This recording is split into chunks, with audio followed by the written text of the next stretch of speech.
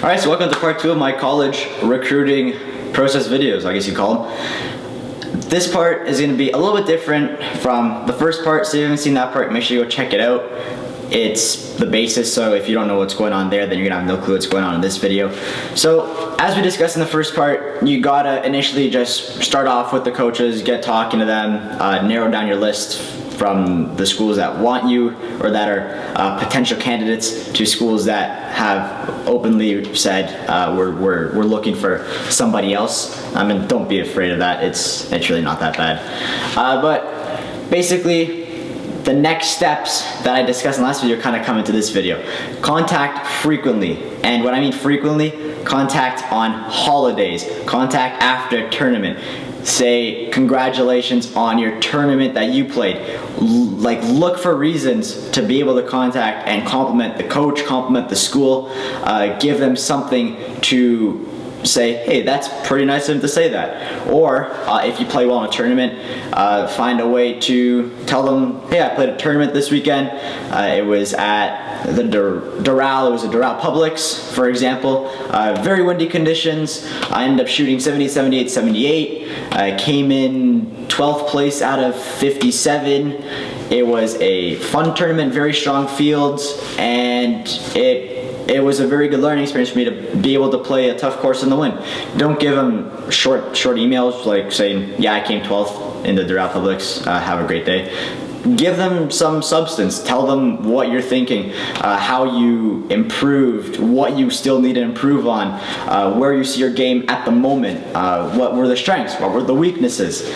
Tell them everything, because trust me, when you send them emails of substance, they really appreciate that because you're taking the time to write to them.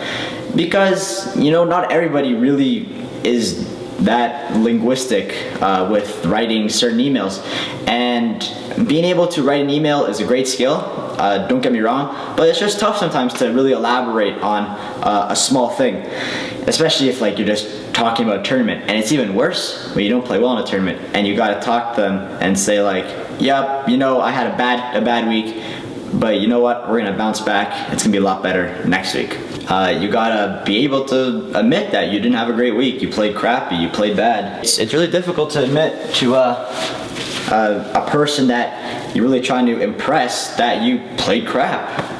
There's no other way to put it. You played crap, you didn't have a good week, you finished poorly, you shot poorly, whatever it may be.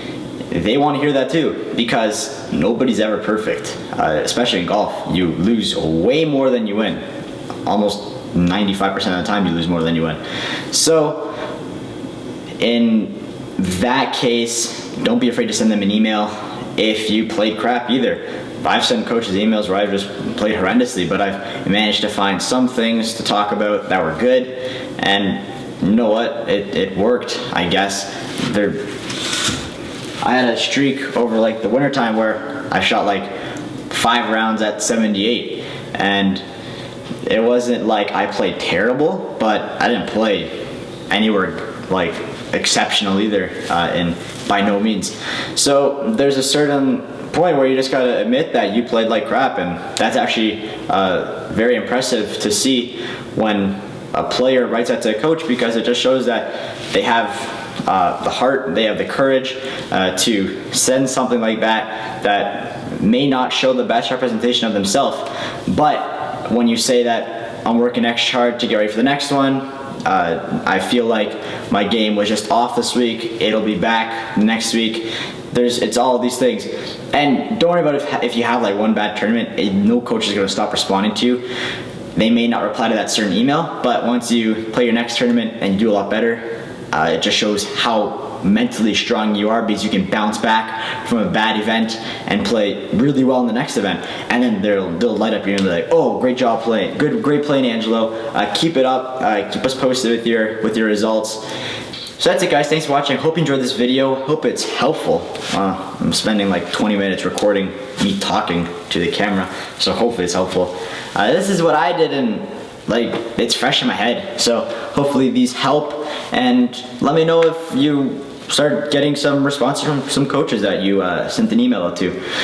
So yeah guys, thanks for watching. Again, leave a like below if you enjoyed it. Subscribe to the channel if you haven't already, and go check out my previous part if you haven't seen that already and you just ended up watching this one. I don't know why you would. But yeah guys, that's it. Thanks for watching. Bye.